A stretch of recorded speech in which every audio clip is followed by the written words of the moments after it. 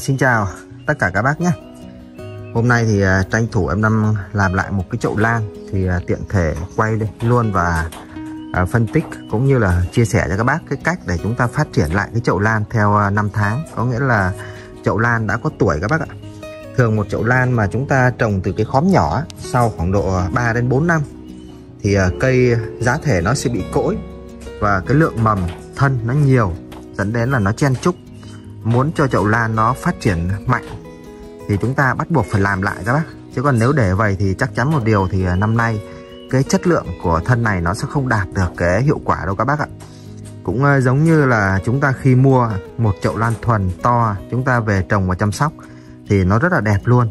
Nhưng mà theo năm tháng nếu chúng ta không xử lý, chúng ta vẫn cứ để như vậy thì nó sẽ ngày một xấu đi các bác. Nó cũng không hẳn là nguyên nhân do chúng ta chăm sóc kém, mà do chúng ta chưa nắm được cái vấn đề thực tại. Đó là những cái chậu lan nó bị dần mất đi cái phần dưỡng chất giá thể các bác.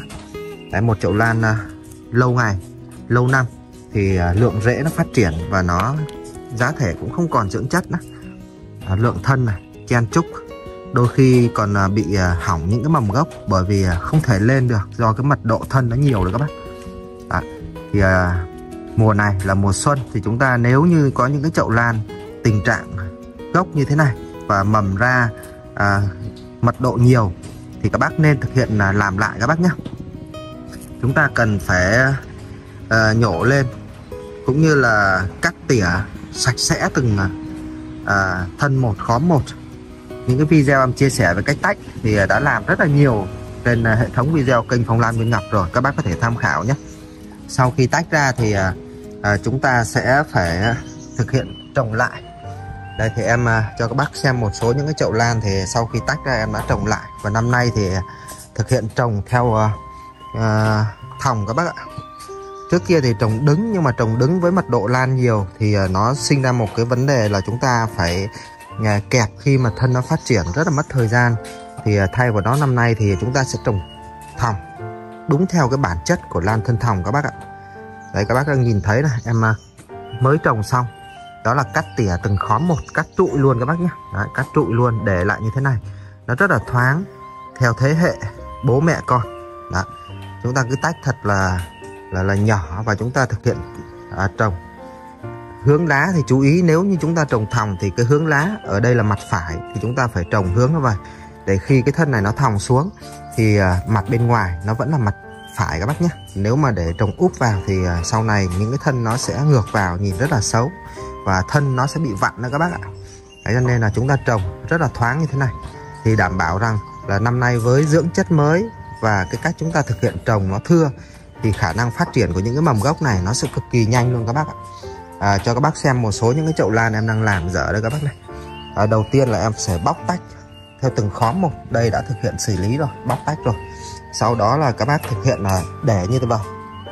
Và khi tách ra rồi thì cây nó khả năng nó lên mầm gốc sẽ cực kỳ nhanh bởi vì nó bị tổn thương trong quá trình tách. Đó. Bác nhìn thấy không ạ? Em mà tách rất là nhiều. Và em cứ để như vậy, vẫn tưới tắm bình thường. Và khi những cái chậu nào lên mầm gốc thì em sẽ thực hiện trồng lại các bác. Trồng lại thì rất là đơn giản. Những cái video chia sẻ về cách trồng, xử lý sạch về giá thể vỏ thông, cũng như là cái cách trồng, tỷ lệ và độn xốp như thế nào cho nó phù hợp để chúng ta có những cái chậu lan thứ nhất là mật độ thân dày, cái thứ hai là phát triển được tốt hơn trong năm nay. Và theo cái tiêu chí ban đầu chúng ta định hướng đó là trồng thòng xuống các bác ạ. Đó. Gần như là những chậu này em mới thực hiện trồng và mấy ngày nay đang liên tục trồng, liên tục tách. Đấy thì chậu này em bây giờ em sẽ thực hiện là tách ra và thực hiện là trồng. Các bác xem những cái chậu lan cũng mới thực hiện tách ra và thực hiện trồng kết hợp giữa đứng và thòng. Những cái mà trồng ở ngoài, bên ngoài này sẽ là những cái mà xác định cái hướng đi của ngọn lan sẽ là thòng các bác nhé. Còn cái cụm ở giữa thì sẽ là phát đứng lên. Thì chúng ta sẽ vừa có những cái thân thòng xuống và vừa có những cái thân nó thẳng lên. Nhìn cái chậu lan rất là đầy và đẹp. Thì đây là những cái chậu lan mang tính chất nó là những cái tác phẩm. Vẫn để những cái thân này vẫn ra hoa được bình thường.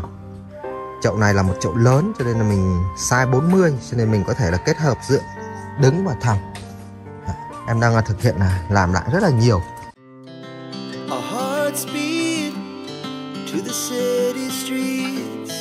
We began to feel the fire. We rise like tall buildings as the chemicals they take us higher.